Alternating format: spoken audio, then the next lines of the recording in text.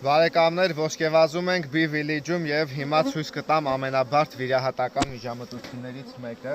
քանի որ շատ մեղվապահներ հարցնում են, թե ոնց են անում, որ ոնց ենք մենք նոր պակետներ ստանում եւ ինչպես ենք նոր մայրերը տալիս մեղուներին։ Ուրեմն տեսնում ենք 10 ռամկանոց մեղու է, այսօր մայիսի 22-ն է արդեն եւ քայլ առ քայլ ցույց եմ տալի, թե ինչ գործողություն եմ հիմա անում։ Եզրային շրջանակն է, բնականաբար մայր չկա այստեղ առանձնացնում ենք։ Հիմա մեր խնդիրը մորը գտնելն է։ Փորձենք իրար հետ գտնել մորը։ Ուրեմն տեսեք, միջև նախավերջի շրջանակը ծերից ծեր ձվարկած է։ Նայեք, փակ ողջ լրիվ։ Այսինքն ստեղ ունենք 10 շրջանակ, որից 8 հատը արդեն 7-8 հատը առնվազն որդու ձու է։ Անցած տարվա մայր է այս ընտանիքի մեջ ու որակը նայեք ծերից ծեր ոնց է ինքը ձվարկել, ճիշտ է, ռամկաները մի քիչ սև են, բայց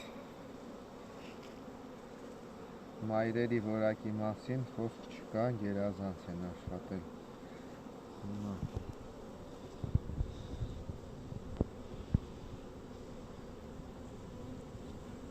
Տեսա, մորը գտանք։ Տեսեք, այս շրջանակի վրա ունենք մեղր, ունենք ծաղկափոշի, այս գազարագույնը նոր բերած ծաղկափոշին է։ Հիմա ուշադրություն, մորը ինչ ենք անում։ Մորը ներկում ենք, այս գործողությունը երևի շատ քչերն են։ Մեղվապահները գիտեն, բայց սիրողական մեղվապահները հավանաբար նորություն կլինի սա։ Ինչ ենք հիմա անում։ Փորձում ենք մորը ներկենք։ Մայրը գցում ենք այս խցի մեջ եւ ունենք հատուկ մարկեր մորը ներկելու համար։ Ամեն տարի ունի իր գույնը, անցած տարվա գույնը կապույտներ, այս տարվանը սպիտակն է,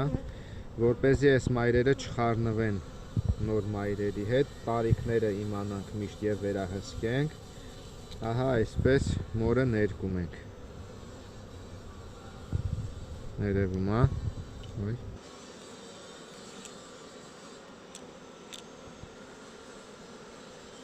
Всё։ Նայեք, մորը ներկեցինք։ Հիմա ինչ ենք անում հաջորդ փուլով։ Մորը ժամանակավորապես պահում ենք այդտեղ, որ արև չենք իրար վրա հանել։ Ու ինչ ենք անում, սա պահեք։ Փակ որդով ռամկաները հանում ենք ստեղից ու սրանցից ստանում ենք պակետներ։